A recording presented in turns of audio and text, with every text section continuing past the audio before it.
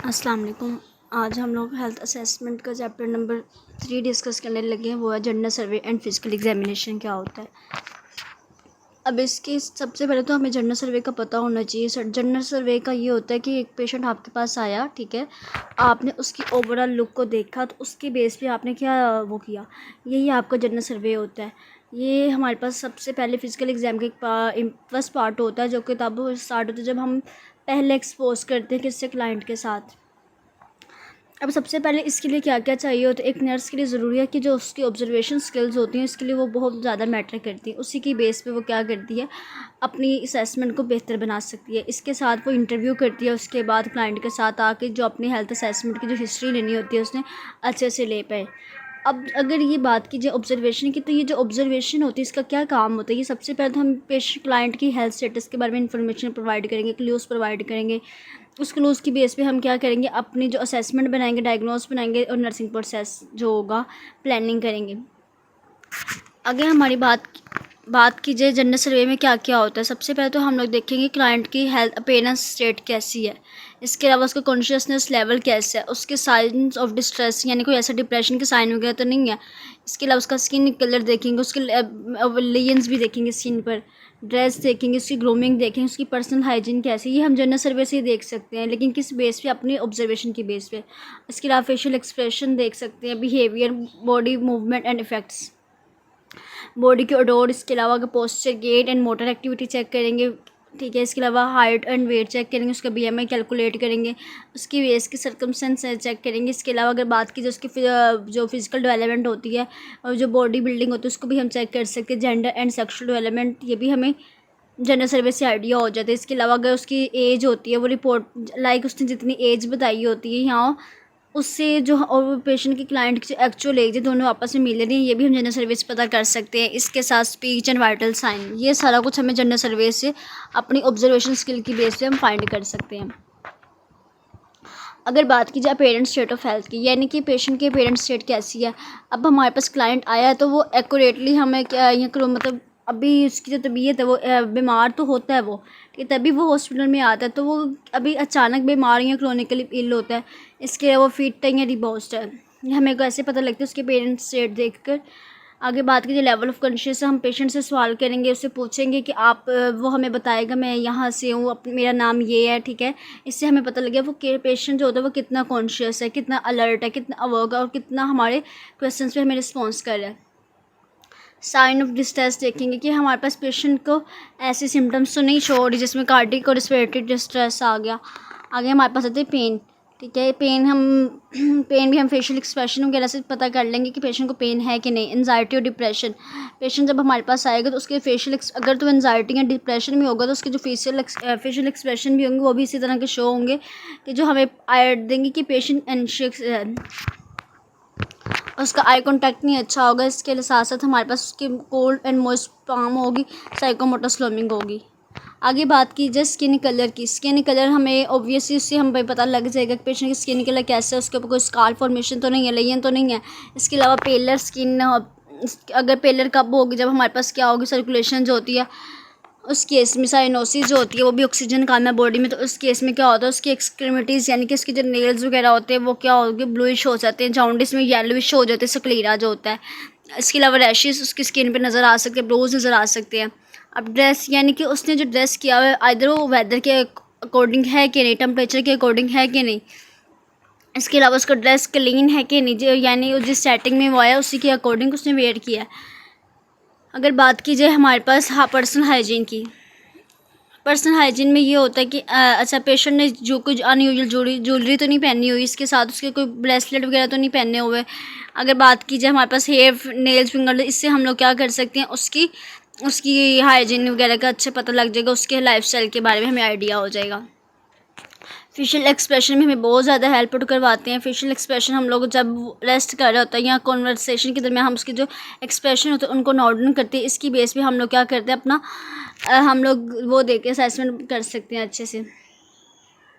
क्योंकि facial expression आपको मतलब आपको पेन के भी बता रहे होंगे कि पेशेंट इधर पेन में है तो उसके एक्सप्रेशन चेंज होंगे, अगर वो एंजाइटी में तो उसके एक्सप्रेशन चेंज होंगे, डिप्रेशन में तो उसके एक्सप्रेशन चेंज होंगे। इसके अलावा अगर बात कीजिए अडोर ऑफ द बॉडी बनी, तो इसमें सबसे पहले क्या adore can be important diagnostic clue like the fluty adore of the diabetes और द एसिटर ऑफ अल्कोहल, यानी कि उसमें कोई ऐसी तो नहीं आप लोगों को जैसे अगर बात की जाए एक डायबिटीज़ का पेशेंट तो माइट भी पॉसिबल उसे फ्रूटी टाइप की आपको स्मेल आ रही हो।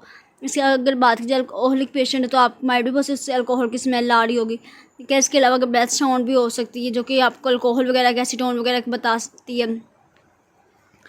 अगर हम बात कीजिए एक अल्कोहलिक पेशेंट होता है, ठीक है, वो क्या करेगा जब वो सांस लेगा तो जब सांस लेगा तो क्या होगा, उससे आपको स्मेल आएगी। ठीक है, अब हम लोग को इसकी जो ब्रीथिंग पैटर्न होता है उससे हमें मेंटल हेल्थ उसकी न्यूरोलॉजिकल फाइंडिंग से भी हेल्प आउट हो जाएगी काफ़ी ज़्यादा। Posture, gait and motor activity, ये हम लोग किस टाइम चेक करते हैं, जब पेशेंट आपके पास आ रहा है चल कर आ रहा है, इस केस में हम लोग पेशेंट का देखते हैं उसका पोस्चर कैसे है, उसकी मोटर एक्टिविटी कैसी है। अच्छा, अब यहाँ पे हमारे पास नेक्स्ट ये है कि कोई और जब हम पेशेंट चल कर आ रही हैं, हमारे पास कोई कन्वर्सेशन कर रहे हैं, हमारी उसके साथ कन्वर्सेशन हो रही है, तो इस बेस में क्या होता है, हम ये देखते हैं कि जो पेशेंट होता है वो कोई ऐसी एक्स्ट्रा मतलब इनवॉलेंटरी मूवमेंट तो नहीं शो कर रहा है कि यानी कि बार बार हाथ को यूज़ कर रहा है या अब नॉर्मल मूवमेंट शो कर रहा है, जो कि ये शो करेगा अगर कोई इनवॉलेंटरी मोटर एक्टिविटी है। लाइक ट्रेमर्स वगैरह के केस में, पैरालिसिस के केस में क्या होता है, हमारे पास इनवॉलेंटरी मोटर एक्टिविटीज़ शो होती हैं। इसके अलावा वेट एंड हाइट हम लोग कैसे मेजर करते हैं, सबसे पहले तो एक फीट के ज़रिए हम लोग क्या करते हैं उसकी हाइट मेजर करते हैं, उसके अलावा और वेट की बेस से हम इसका BMI कैलकुलेट करते हैं। अगर तो पेशेंट जो होता है, ठीक है, BMI को कैलकुलेट करने के लिए जो आपका हाइट होती है वो फीट में होनी चाहिए। अब इसके बाद अगर बात की जाए पेशेंट जो होता है उसकी मस्कुलर एक्टिविटी को चेक करते हैं, उसकी जो बॉडी होती है वो सिमेट्रिकल होती है। अच्छा, कुछ ऐसी डिसऑर्डर्स होती है जिसमें हाइट शॉर्ट होती है, जिसमें टर्नर सिंड्रोम हो गया, इसके अलावा रेनल फेलियर वगैरह के केस में भी हो सकता है, हाइपोपिट्यूटरी डिवार्फिज्म के केस में हो सकता है। ठीक है, ये हम लोग किस तरह से कुछ ऐसी डिसऑर्डर्स भी होती हैं। अगर बात की जगह एक ओबीस का पेशेंट या ओवरवेट पेशेंट है तो उसका जो BMI होता है वो ऑब्वियसली चेंज होगा। अगर हम इसके ओबीस के केस में क्या होता है, जो फैट होती है वो पूरी बॉडी पे डिस्ट्रीब्यूट हुई होती है, ठीक है, जिसकी वजह से इवन इसके हिप्स के अराउंड भी। BMI रेट को कैसे कैलकुलेट करते हैं, सब फर्ज करें अगर तो हमारा BMI रेट जो होता है 35 या इससे ज़्यादा होगा तो हम पेशेंट की जो वेस्ट होती है उसको मेजर करेंगे अब हिप्स से ऊपर। उसके बाद हम लोग अगर कोई डायबिटीज़, हाइपरटेंशन, कार्डियोवास्कुलर डिजीज़ या कोई और डिजीज़ है तो इस केस में जो हमारा जो वेट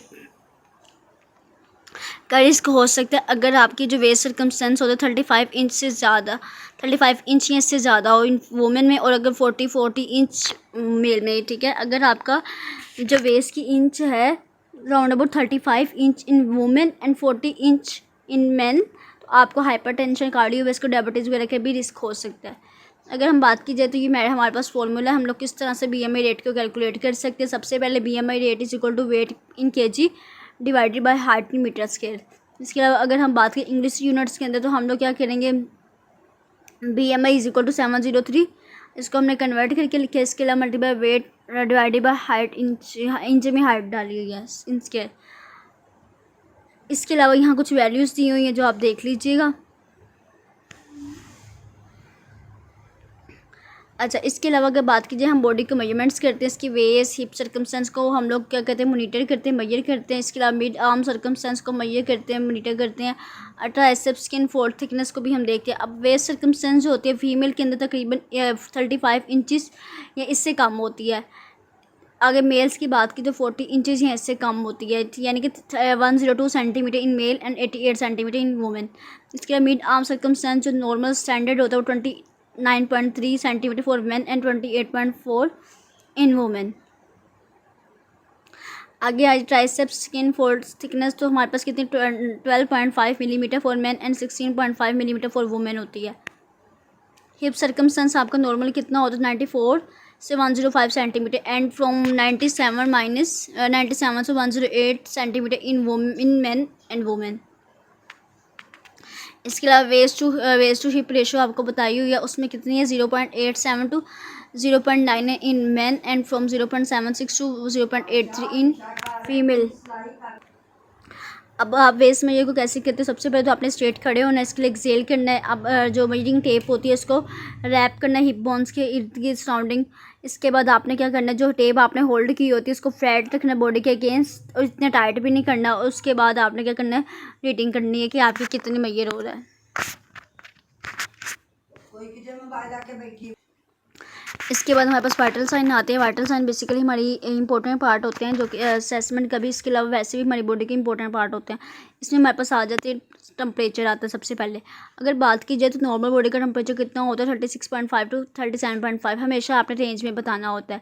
इसी तरह अगर फ़ारेनहाइट में बात की जाए 96.0 फ़ारेनहाइट टू 99.9 फ़ारेनहाइट होता है।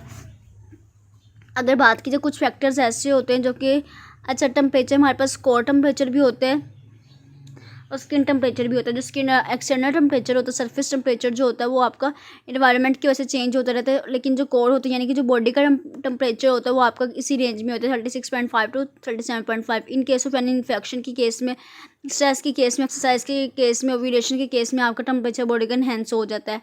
अगर बात की जो बॉडी टेम्परेचर सुबह टाइम 4 to 6 AM आपका कम होता है।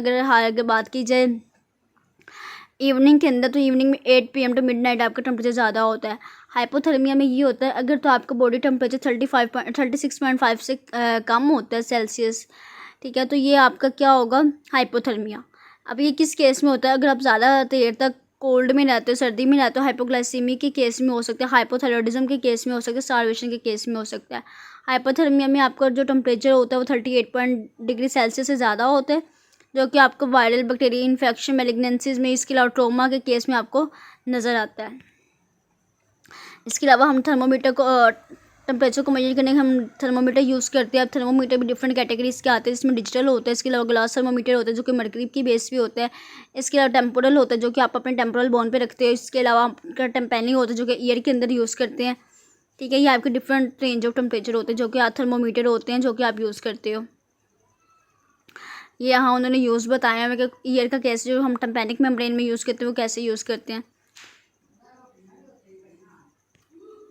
पल्स, अच्छा सबसे पहले जो पल्स की बात करें तो हमारे पास डिफरेंट कैरेक्टरिस्टिक्स होते हैं जो कि हमारे पल्स को क्या करती हैं, सेस करती हैं। अगर बात की जाए हमारी पल्स को हम कैसे, तो हम पल्स का रेट देखते हैं, रिदम देखते हैं, उसकी एम्पलीट्यूड देखते हैं। इसके बाद हम लोग क्या देखते हैं, इलास्टिसिटी देखते हैं, कंट्रोल देखते हैं। एम्पलीट्यूड बेसिकली हमारे पास हमारी अगर पल्स जो होती है वो थ्रेडी है या वीक है, नॉर्मल थ्रेडी वीक, अच्छा ये बहुत इंपॉर्टेंट है। अच्छा इसमें एम्पलीट्यूड में हमारे पास जो अगर पल्स की बात की, जो थ्रेडी होती है, वीक हो सकती है, नॉर्मल हो सकती है। इसके अलावा बात की बाउंडिंग पल्स होती है। अगर बात की जाए ग्रेडिंग है पल्स की, तो अगर प्लस बाउंडिंग पल्स होगी तो +3 होती है। अगर नॉर्मल पल्स होगी तो ब्रिस्क और एक्सपेक्टेड होती है, वो +2 हम रेंज देते हैं उसको। +1 में क्या होता है, आपकी जो पल्स होती है वो वीक होती है और डिमिनिश होती है। 0 में क्या होता है, आपकी जो पल्स होती है एक तो एब्सेंट होती है, दूसरा वो क्या करती है, इतनी आसानी से आप पल्पेट नहीं कर पाते हो। आगे बात कीजिए हमारे पास ग्रेडिंग की जो स्केल है, तो स्केल के ऊपर आप किस तरह से डिस्क्रिप्शन प्रोवाइड करते हो। सबसे पहले तो 0 ग्रेड होता है, उसको आप क्या करते हो, एब्सेंट होती है। +1 में आपकी पल्पेबल है बट थ्रेडी और वीक होती है और इजी ओब्लिटरेटेड होती है। अगर +2 की बात की जाए तो नॉर्मल होती है और इजीली आइडेंटिफाइड होती है, लेकिन इतनी इजीली ओब्लिटरेटेड नहीं होती। +3 में आपकी क्या होती है, पल्स इंक्रीज़ होती है। इसके अलावा आप क्या कहते हैं, मॉडरेट प्रेशर होता है फॉर ओब्लिट्रेशन। +4 में आपकी फुल होती है, बाउंडिंग होती है और कैन नॉट बी ओब्लिटरेटेड। ये आपकी डिस्क्रिप्शन है विद ग्रेड के साथ। रेस्पिरेशन रेट की बात कीजिए तो हमारे पास तकरीबन 14 to 20 पर मिनट होता है इन नॉर्मल अडल्ट्स और अप टू 44 पर मिनट्स इन्फेंट्स। बच्चों में ही ज़्यादा होती है, अडल्ट्स में ही कम होती है। अब रेस्पिरेशन की हमारे पास टाइप्स होती है। शॉर्ट ब्रीथिंग होती है जिसमें रैपिड शैलो ब्रीथिंग होती है। अगर तो स्लो ब्रीथिंग होती है उसे हम कहते हैं ब्रेडिप्निया, ठीक है। इसके अलावा अगर बात की जाए रैपिड शैलो ब्रीथिंग तो टैकिपनिया होता है। इसके अलावा साइनिंग रेस्पिरेशन होती है जो कि हमारे पास क्या होता है, जो breathing punctuated by the frequent sign. अगर सिंकोन चाइन स्ट्रोक ब्रीथिंग होती है, इसमें क्या होता है, आपका जो डीप ब्रीथिंग होता है वो अल्टरनेट होता है भी एपनिया के साथ, यानी कि पहले आप डीप ब्रीथ करते हो, उसके बाद थोड़ी देर का उसमें पॉज आ जाते हैं और उसके मतलब आप कोई ब्रीथिंग नहीं होती, उसके बाद फिर डीप ब्रीथिंग का पैटर्न होता है। आगे बात की ऑब्स्ट्रक्टिव ब्रीथिंग, इसमें क्या होता है, आपकी एक्सपायरेशन जो होती है प्रोलॉन्ग हो जाती है। रैपिड ब्रीथिंग में आपका हाइपर एपनिया और हाइपर वेंटिलेशन होता है। अटैक्सिक ब्रीथिंग में बायोट ब्रीथिंग भी को कहा जाता है, इसके अनप्रिडिक्टेबल होती है और इसके अलावा इरेगुलर ब्रीथिंग होती है आपकी। ये हमारे पास आगे इसकी नॉर्मेलिटीज़ बताई हुई हैं। नॉर्मल जो आपकी कितनी रेंज होती है 14 to 20 पर minutes in normal adult and 44 पर मिनट्स इन इन्फेंट्स। इसके अलावा रैपिड शैलो ब्रीथिंग होती है जो कि टैकिपनिया होती है, रैपिड डीप ब्रीथिंग जो कि हाइपर एपनिया होती है, हाइपर वेंटिलेशन होती है। इसके अलावा एटैक्सिक ब्रीथिंग होती है जो कि बायोट ब्रीथिंग भी कहा जाता है इसको। चाइन कोक होती है, चाइन स्ट्रोक होती है। ये कि हमारे पास क्या होता है इसमें आपकी डीप ब्रीथिंग होती है, उसके साथ हमारे पास एक एपनिया का पीरियड आता है। ये जो पीरियड ये एपनिया का पीरियड होता है, ये जो जिसमें आप कोई सांस नहीं ले रही, एपनिया का पीरियड होता है, ठीक है। इसके अलावा ब्लड प्रेशर की बात की जाए तो ब्लड प्रेशर हमारे पास हम क्या करते हैं, आर्टरीज के अंदर जो ब्लड का प्रेशर होता है उसको मॉनिटर करते हैं, ठीक है, जब आप वेंट्रिकल्स आपके कॉन्ट्रैक्ट करते हैं। इसके अलावा जब वेंट्रिकल कॉन्ट्रैक्ट करेंगे जो ब्लड का प्रेशर होगा वो आपका कौन सा होगा, सिस्टोलिक ब्लड प्रेशर। जब वेंट्रिकल आपका रिलैक्स करेंगे तो जो प्रेशर होगा वो कौन सा होगा, डायसिस्टोलिक ब्लड प्रेशर। इसके अलावा अगर बात की जाए कुछ ऐसे फैक्टर्स होते हैं जो कि आपके ब्लड प्रेशर को क्या करते हैं, इफेक्ट करते हैं, जिसमें आपका कार्डिक आउटपुट आ जाता है, डिस्टेंसिबिलिटी ऑफ द आर्टरीज आ जाती है। इसके अलावा ब्लड वॉल्यूम आ जाता है, ब्लड वेलोसिटी आ जाती है। इसके अलावा ब्लड विस्कोसिटी आती है। अब ब्लड प्रेशर को आप कैसे मॉनिटर करते हो, बहुत सिंपल सा हमारे पास क्या करते हैं, हम कफ लेते हैं। इसके अलावा डिफरेंट हमारे पास मेथड आ गए हैं। अब मर्क्यूरी ब्लड प्रेशर भी आता है, मर्क्यूरी ब्लड प्रेशर कफ। इसके अलावा ऑटोमेटिक ऑसिकुलेटिव ऑफिस ब्लड प्रेशर भी आ गया है। इसके अलावा home blood pressure monitoring, ambulatory blood pressure monitoring, different methods होते हैं जो कि हम यूज़ करते हैं। अस्कल्टेटरी में हम लोग क्या करते हैं, स्टेथ को यूज़ करते हैं साथ, या ये हमारे पास बताएं डिजिटल जो मेथड्स आए हुए हम इसको यूज़ करते हैं उसके लिए। अच्छा, एम्बुलेटरी ब्लड प्रेशर में सब बहुत सिंपल सा क्या होता है, जब आपका जो ब्लड होता है, जब आप कोई काम कर रहे होते हैं, आप मूव कर रहे हो, ठीक है, जब आपने नॉर्मल एक्टिविटीज़ में अपना ब्लड प्रेशर को नोट करना होता है तो जो ब्लड प्रेशर हम मॉनिटर करते हैं उसे कहते हैं एम्बुलेटरी ब्लड प्रेशर, ठीक है। इसके तकरीबन 24 आवर्स तक आप इसको मेजर करते हैं। इसमें आप क्या करते हो, एक डिजिटल ब्लड प्रेशर मॉनिटर होता है जो कि आप बेल्ट के साथ जो डिस्क वेस्ट होते हैं उसके साथ अटैच कर लेते हो, उसके हम और जो कफ होता है वो आप अपने अपर आर्म पे क्या करते हो, कनेक्ट करते हो। इसके अलावा अगर बात की जाए पल्स प्रेशर, तो पल्स प्रेशर बेसिकली जो डायसिस्टोलिक एंड सिस्टोलिक के अंदर जो प्रेशर का डिफरेंस होता है ना वो आपका पल्स प्रेशर होता है। फर्स्ट करें अगर आपका सिस्टोलिक प्रेशर कितना है 120, डायसिस्टोलिक 80 है, तो 120 माइनस 40 माइनस 80 तो कितना आपका पल्स प्रेशर आएगा 40। अगर स्ट्रोक वॉल्यूम की बात की जाए तो जो जितना वो ब्लड वॉल्यूम आपका ईच हार्ट बीट पे इजेक्ट होगा हार्ट से वो आपका स्ट्रोक वॉल्यूम होगा। हाइपरटेंशन के आगे टाइप्स बताई हुई हैं, हाइपरटेंशन की टाइप्स होती हैं। अच्छा, इसमें क्या होता है टाइप्स ऑफ हाइपरटेंशन में ना, आपका वाइट कोड हाइपरटेंशन होता है। वाइट कोड हाइपरटेंशन में ये होता है कि एंजाइटी की वजह से किसी भी आपके जब आप मेडिकल इन्वायरमेंट में चेकअप के लिए एंटर होते हैं तो क्या होता है, पेशेंट का जो ब्लड प्रेशर तो वो राइज हो जाता है, जबकि नॉर्मल इसका ब्लड प्रेशर नॉर्मल ही होता है। इसके अलावा नॉक्टर्यूरल यानी कि आपका ब्लड प्रेशर रात के टाइम में सिर्फ ज़्यादा होता है। मास्क हाइपरटेंशन, जब आप ऑफिस में होते हैं तो आपका जो ब्लड प्रेशर होता है 140/90 से कम होता है, लेकिन डे टाइम आपका जो ब्लड प्रेशर होता है वो ज़्यादा होता है, यानी कि घर में आपका ब्लड प्रेशर ज़्यादा हो गया लेकिन ऑफिस वर्क में आपका ब्लड प्रेशर जो होता है वो कम है। ये मास्क हाइपरटेंशन हो गया। इसके अलावा प्राइमरी हाइपरटेंशन होती है, इसमें क्या होता है आपको एग्जैक्ट कॉज पता होती है प्राइमरी हाइपरटेंशन में। सेकेंडरी हाइपरटेंशन में ये होता है किसी मेडिकल कंडीशन की वजह से ब्लड प्रेशर ज़्यादा हो सकता है, किडनी हार्ट डिजीज़ की वजह से, लेकिन आपको प्रॉपर इसकी कॉज का नहीं आइडिया होता। मैलिग्नेंट हाइपरटेंशन में ये होता है सिंपल सा कि जो आपका ब्लड प्रेशर होता है वो ज़्यादा होता है जो कि ऑर्गन को डैमेज करता है। आइसोलेटेड हाइपरटेंशन, इसमें सिंपल सा क्या होता है आपकी जो ब्लड आर्टरीज होती हैं उसके अंदर इलास्टिसिटी कम हो जाती है, उसकी वजह से आपका सिस्टोलिक जो ब्लड प्रेशर होता है वो ज़्यादा होता है। रेजिस्टेंट हाइपरटेंशन में बहुत सिंपल सा कि आप मेडिसिन भी ले रहे हो लेकिन उसके बावजूद आपका जो ब्लड प्रेशर होता है ना वो ज़्यादा ही रहता है, रेजिस्टेंट हाइपरटेंशन ही होता है। इसके अलावा ऑर्थोस्टैटिक हाइपरटेंशन ये है कि आप जब पोजीशन चेंज करते हो तो उसकी वजह से आपका ब्लड प्रेशर जो होता है वो एलिवेट हो जाता है। अब इसमें सिंपल सा कि सिस्टोलिक ब्लड प्रेशर के अंदर 20 मिलीमीटर HG से कम या इससे ज़्यादा भी हो सकती है। इसके लिए डायसिस्टोलिक ब्लड प्रेशर है 10 मिलीमीटर HG से कम और उससे ज़्यादा हो सकता है 3 मिनट्स के स्टैंडिंग। यानी कि जब आप पोजीशन चेंज करोगे ना तो इस केस में आपका जो ब्लड प्रेशर होता है वो अराइज होगा, अराइज भी हो सकता है वो कम भी हो सकता है। अगर एक एक्यूरेट जो ब्लड प्रेशर मॉनिटर करने के क्या स्टेप हो सके, सबसे पहले तो आपने पेशेंट को इंस्ट्रक्ट करना है कि ब्लड प्रेशर से आपने ब्लड प्रेशर जब चेक करवाना तो उसके 30 मिनट से पहले आपने कोई स्मोकिंग नहीं करनी, कोई आपने कैफीन वगैरह क्या करनी इनटेक नहीं करना, जिसकी क्योंकि इससे क्या होगा आपका जो ब्लड प्रेशर होता है वो एलिवेट होगा और आप अच्छे से मॉनिटर नहीं कर पाओगे। सेकंड आपने क्या करना है, जो आपकी जहाँ आप एग्जामिन कर रहे हो तो आपका जो रूम होना चाहिए, एक तो वो कॉरिडोर होना चाहिए और दूसरा वो कंफर्टेबल होना चाहिए। इसके अलावा हमने पेशेंट को कहना है, क्लाइंट को कहना है कि वो तकरीबन 5 मिनट से एक चेयर पर क्वाइटली बैठा रहे, ठीक है, विद फीट होने, अपने जो पाँव हैं उसने फ्लोर पर रखने हैं।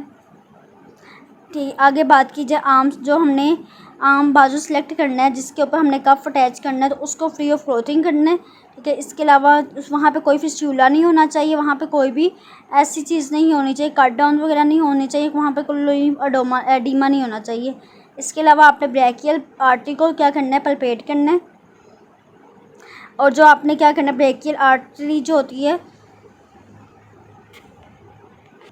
कि बेस से अपने बाजू को पोजीशन करनी है। इसके अलावा एंटीक्यूबेटर क्रीज होते हैं जहाँ पे बेसिकली आप लोग एंटीक्यूबेटर पॉइंट वो पॉइंट होता है जहाँ से आपका हार्ट लेवल इक्वल होता है। इस यहाँ से हम क्या करते हैं, इजीली आपकी जो पल्स होती है वो अच्छे से सुनाई देती है और आप ब्लड प्रेशर अच्छे से मॉनिटर कर पाते हो। अगर बात की जाए तो क्लाइंट्स बैठा हुआ है तो आपने क्या करना है, जो बाकी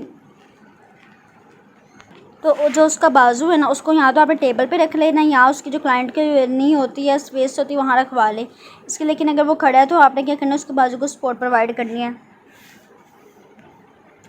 इसके अलावा आपने जो ब्लड प्रेशर कफ होता है उसको भी जो सिलेक्ट करना है वो भी अच्छे से करना होता है। नॉर्मली जो क्या कहते हैं ब्लड प्रेशर कफ की जो सर्कमस्टेंस होती है वो कितनी होती है, 12 to 14 centimetre in average adults. इसके अलावा इन्फ्लाटेबल ब्लड यूज़ करना है आपने। स्टैंडर्ड कफ की तकरीबन कितनी वो होती है, लेंथ होती है 12 मल्टीप्लाई बाई 23 सेंटीमीटर।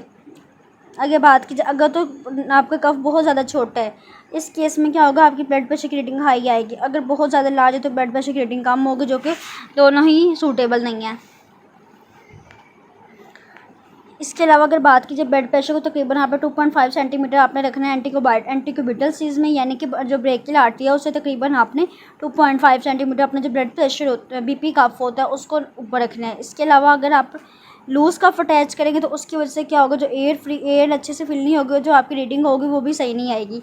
इसके अगर सेकेंड हमारे पास क्या होगा, अगर आप कफ प्रेशर को रेज करोगे, इसके अलावा सिस्टोलिक प्रेशर बाय पल्पेशन, ठीक है। जैसे ही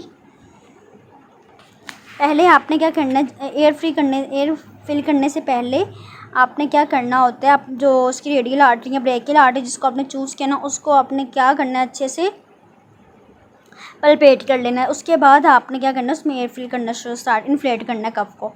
अब इसके बाद अगर बात की जाए आपने कोई भी एरर से अवॉइड करना है। इसके अलावा एक्सक्लेटरी गैप होता है, यानी कि एक साइलेंट गैप होता है जिससे सिस्टोलिक एंड डायसिस्टोलिक के गैप प्रेशर में।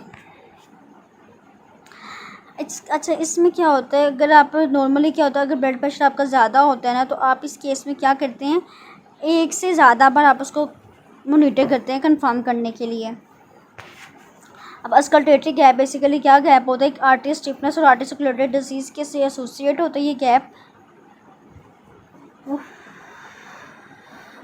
इसके अलावा ब्लड प्रेशर की क्लासिफिकेशन होती है normal pre hypertension, stage 1 hypertension, stage 2 hypertension या डायबिटीज़ या रेनल की डिसऑर्डर में आपका क्या हो, ब्लड प्रेशर ज़्यादा होता है। नॉर्मल में आपका 120 सिस्टोलिक होता है, डायसिस्टोलिक 80 होता है। प्री हाइपरटेंशन में 120 से 139 आपका हाइपरटेंशन होता है सिस्टोलिक, एंड 80 to 89 आपका डायसिस्टोलिक होता है। स्टेज 1 में 140 to 159 होता है, 90 to 92 आपका डायसिस्टोलिक होता है। रेनल या डायबिटीज़ के केस में आपका जो ब्लड प्रेशर होता है 130 से ज़्यादा होता है और 80 से ज़्यादा होता है। Thank you so much.